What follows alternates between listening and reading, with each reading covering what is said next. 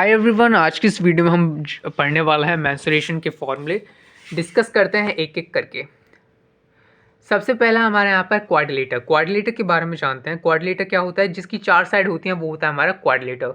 यहाँ पर कुछ आपको शेप्स दे रखी हैं जैसे कि क्वाड्रिलेटर की स्क्वायर, रेक्टेंगल, पैरेललोग्राम, काई, ट्रेपेजियम, रोम्बस, ये सब हमारे क्या होते हैं? क्वाड्रिलेटर होते हैं। अगर हम इनके एंगल्स की बात करें तो सम ऑफ इंटीरियर एंगल इनका होता है, इंटीरियर एंगल का सम होता है इनका 360 डिग्री, मतलब इनके चारों अगर एंगल्स को मिला दें तो ये 360 बनेगा। एरिया की अगर हम बात करें तो एरिया होता है half diagonal multiply sum of height of two triangles. मतलब कि जैसे कि मान लो ये पैरेललोग्राम आपको दे रखा है, इस पैरेललोग्राम में हम क्या करें, हाफ डायगोनल क्या होगा, बी डी एक डायगोनल है, B D sum of height of two triangle का मतलब है इस डायगोनल पे जो ये हाइट बन रही है वो आपको लेनी है, ए एफ और सी, इन सब का सम, इन दोनों का सम और मल्टीप्लाई करके इसमें सॉल्व करोगे तो इसका एरिया आ जाएगा। ये चीज़ है। पैरेललोग्राम पे बढ़ते हैं। पैरेललोग्राम की अगर हम बात करें तो ये क्या है? पैरेललोग्राम में देख सकते हो इमेज इसकी, आप देख सकते हो। इसमें क्या होता है पैरेललोग्राम में? बिल्कुल सिंपल सा है कि अपोजिट साइड्स क्या होती हैं, इक्वल होती हैं। अपोजिट साइड्स पैरेलल होती हैं और अपोजिट एंगल्स इक्वल होते हैं। तीनों चीज़ को मैंने क्या बोला देख लेते हैं। अपोजिट साइड्स पैरेलल होती हैं, मतलब कि ए बी पैरेलल होता है डी सी के, ऐसे ही ए डी पैरेलल होता है बी सी के। अपोजिट साइड्स इक्वल भी होती हैं, अपोजिट साइड्स इक्वल होती हैं, ए बी इक्वल होती है बी सी के, ए डी इक्वल होता है बी सी के। अपोजिट्स एंगल्स भी इक्वल होते हैं, मतलब कि अगर आप इसको एक्स मान रहे हो तो ये एक्स एंगल है तो ये भी एक्स एंगल होगा, और ये 180 माइनस एक्स है तो ये भी 180 माइनस एक्स होगा। ओके।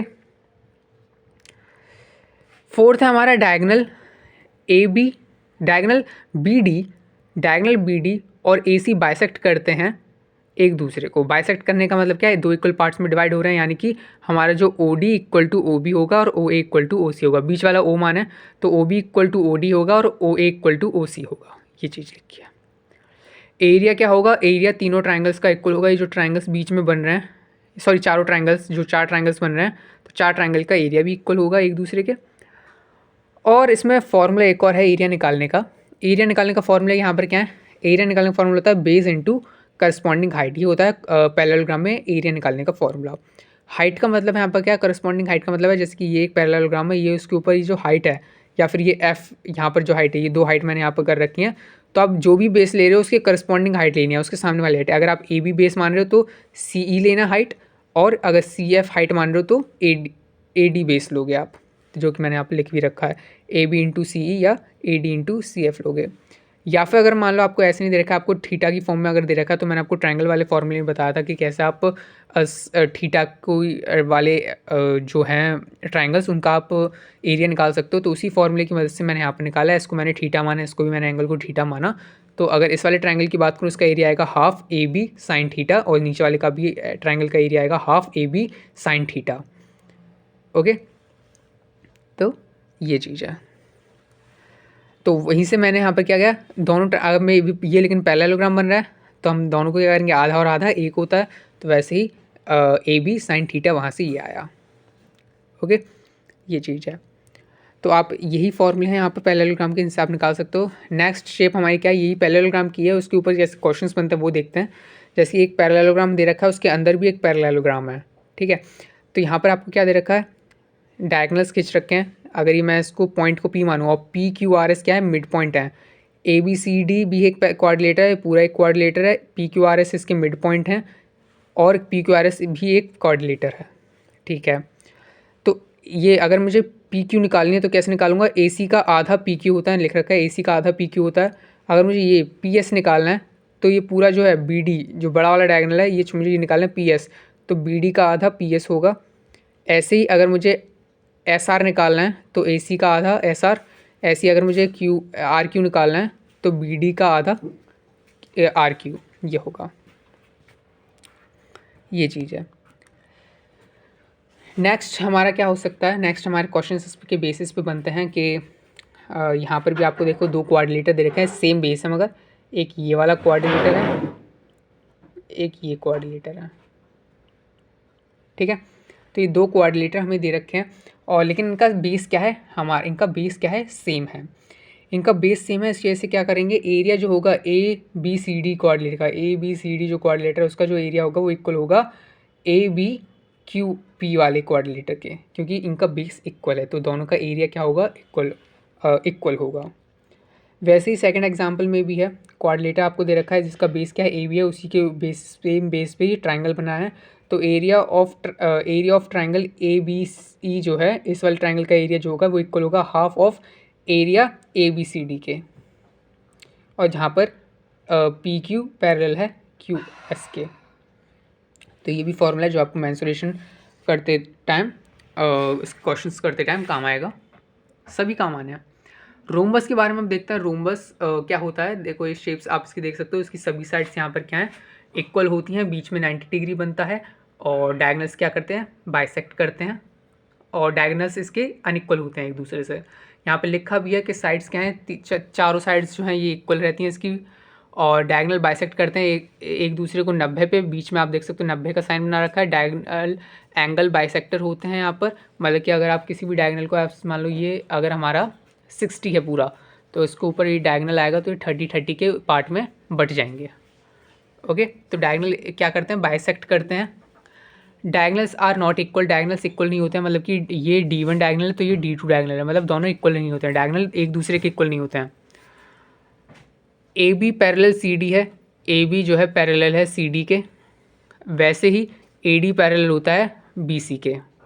ठीक है, एरिया जो होता है इसका हाफ D1 D2 होता है, इसका एरिया निकालना है तो दोनों डायगोनल का मल्टीप्लाई उसका हाफ कर दो। और 6 पॉइंट है हमारा, ये डायगोनल बाइसेक्ट करते हैं, वही पॉइंट को बस एलेबरेट कर दिया कि डायगोनल बाइसेक्ट करते हैं दूसरे को, यानी कि O B equal to O D होगा, वैसे ही ओ सी इक्वल टू ओ ए होगा, वही चीज़ यहाँ पर हमने लिखी है। ठीक है, यहाँ तक लिखा है ये चीज़, यहाँ तक कि ओ ए इक्वल टू ओ सी होगा। इसका कहने का मतलब ये है कि ए सी अपॉन में 2, ये माइनस का साइन नहीं है, ये इक्वल टू का साइन है, आप बस लिखना मिट गया है, यहाँ पर लिख भी देते हैं इसका यहाँ पर इक्वल टू। ठीक है, तो ये क्या हमारा इक्वल टू ए सी होगा हमारा, यानी कि दोनों इक्वल होते हैं, और ए सी अपॉन में 2 यानी कि डायगोनल D2 के अपॉन में 2, जो चीज़ यहाँ पे लिख भी रखी है कि अगर मुझे इतना पार्ट लेना है तो पूरा डायगोनल D1 है, इसका आधा ये होगा, इसका आधा D1 का आधा ये होगा, आधा ये D2 का, वो चीज़ है। नोट करने वाली ये चीज़ है कि यहाँ पर रोम्बस और पैरेललोग्राम आपको एक जैसे दिख रहे होंगे, लेकिन कुछ चीज़ों में, ज़्यादातर चीज़ों में एक जैसे होते हैं, लेकिन कुछ क्या की डिफरेंस होता है वो देखते हैं। Rhombus is a parallelogram with only key difference that its diagonal intersect at 90 degree. Rhombus एक पैरेललोग्राम ही होता है, लेकिन बस की डिफरेंस क्या है कि उसके डायगोनल जो होता है 90 पे इंटरसेक्ट करते हैं, जैसे कि 90 जो है 90 पे इंटरसेक्ट कर रहे हैं। वैसे और भी की डिफरेंस होते हैं कि यहाँ पर इसकी जो सभी साइड्स होती हैं ये इक्वल रहती हैं, पैरेललोग्राम में सभी साइड्स इक्वल नहीं होती हैं, सिर्फ और सिर्फ अपोजिट साइड्स जो होती हैं, अपोजिट साइड्स जब आमने सामने की साइड्स इक्वल होती हैं, तो ये भी इसका की डिफरेंस होता है। लेकिन कहने को हम कहते हैं कि हर रोम्बस पैरेललोग्राम हो सकता है, लेकिन हर पैरेललोग्राम रोम्बस नहीं हो सकता, क्योंकि इसमें भी अगर आप मान लो तो अपोजिट साइड्स मान लो ए मान लो तो भी इक्वल है, ये ए मान लो तो भी इक्वल है, तो इसलिए इसको मैंने इसमें इंक्लूड नहीं किया।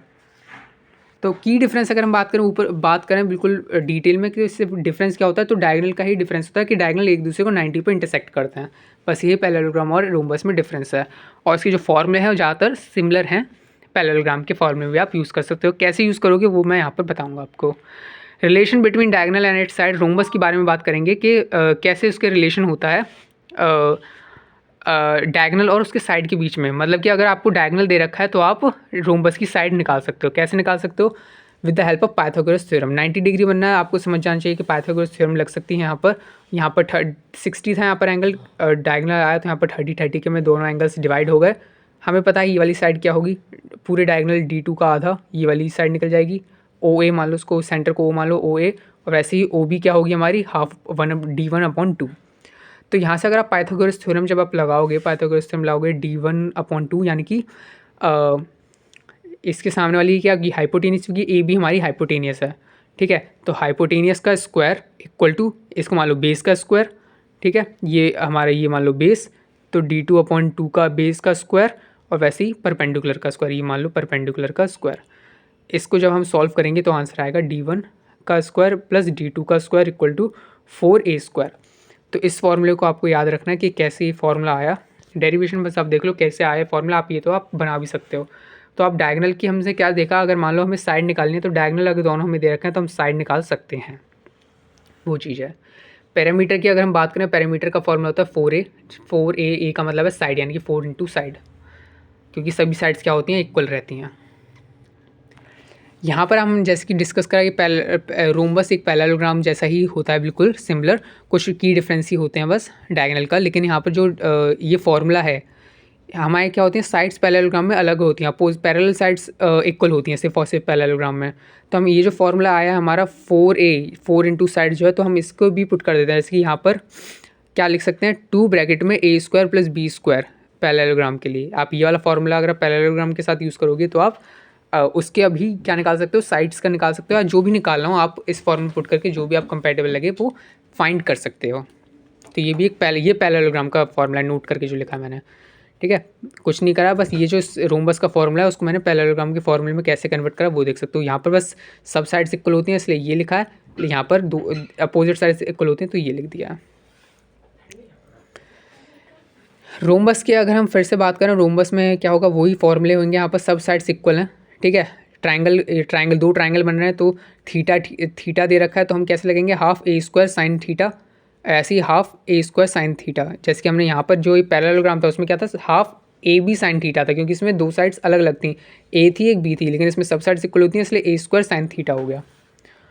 ओके, तो अगर मैं इसके एरिया की बात करूँ, ये आधा आधा आधा एक, तो इसका पूरा फॉर्मूला बन गया a² sin थीटा। अगर एरिया की बात करें तो अगर हमें एरिया फाइंड करना होगा रोम्बस का तो a² sin थीटा हो जाएगा। नेक्स्ट अगर हम कैसे एरिया फाइंड कर सकते हैं, ये तो बिल्कुल कॉमन फार्मूला है, जनरल फार्मूला है कि बेस इंटू हाइट, मतलब करस्पॉन्डिंग हाइट। जैसे कि आपको कोई हाइट दे रखी है यहाँ पर, तो आप उससे क्या कर सकते हो, बेस क्या है यहाँ पर AB इंटू CE कर सकते हो, तो इससे भी आपका एरिया फाइंड हो जाएगा रोम्बस का। नेक्स्ट हमारा आता है काइट। रोम्बस हो गया हमारा यहाँ पर कंप्लीट। काइट का आता है फॉर्मूला। काइट का क्या होगा, जैसे कि यहाँ पर आप देख सकते हो एक काइट मैंने बना रखी है यहाँ पर, जिसमें OA is not equal to CO, जिसमें OA जो है नॉट इक्वल टू CO है, यानी कि ये जो छोटी वाली जो हाइट है ये बड़ी वाली हाइट की इक्वल नहीं है, जो कि हमें दिख भी रही है लेकिन लिखना ज़रूरी है, ठीक है। OB इक्वल टू OD, ये OB इक्वल टू OD है, ये इंपॉर्टेंट है, नोट करने वाली बात है कि ये अनइक्वल होते हैं, ये इक्वल होते हैं, ये अनइक्वल होते हैं, ये इक्वल होते हैं। ये चीज़ ध्यान रखने वाली चीज़ है कि OA is not equal to OC but OB equal to OD, ये ध्यान रखने वाली चीज़ है। AB equal to AD, AB equal to AD होता है एडजॉइंट साइड्स आर इक्वल, मतलब कि जो बगल बगल वाली साइड्स हैं वो इक्वल होती हैं, एडजॉइंट बोल दिया, एडजेसेंट साइड बोल दो, बात एक ही है।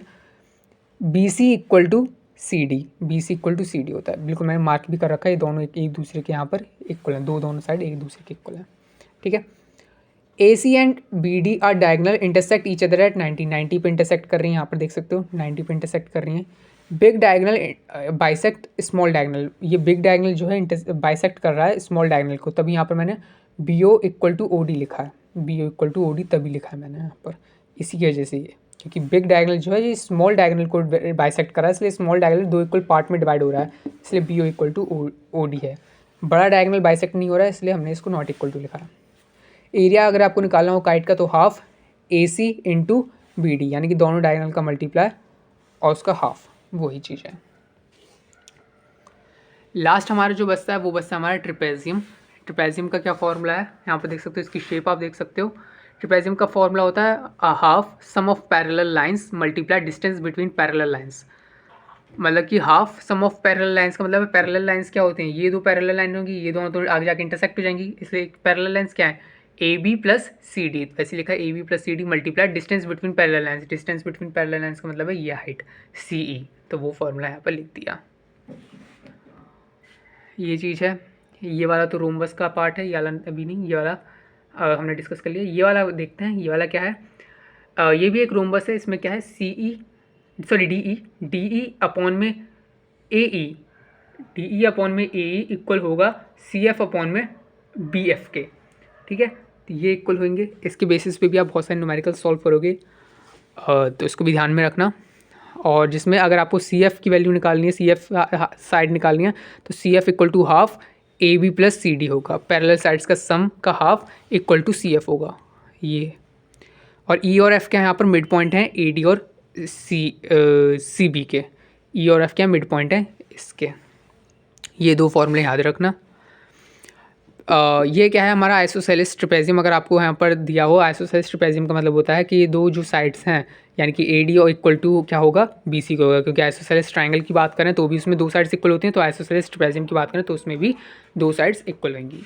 तो इसी के साथ हमारा ये जो हो गया जो 2D मेंसुरेशन का थे सब फॉर्मूले शीट वाइट बोर्ड के हो गए कंप्लीट 2D के लिए। So thank you for watching this video.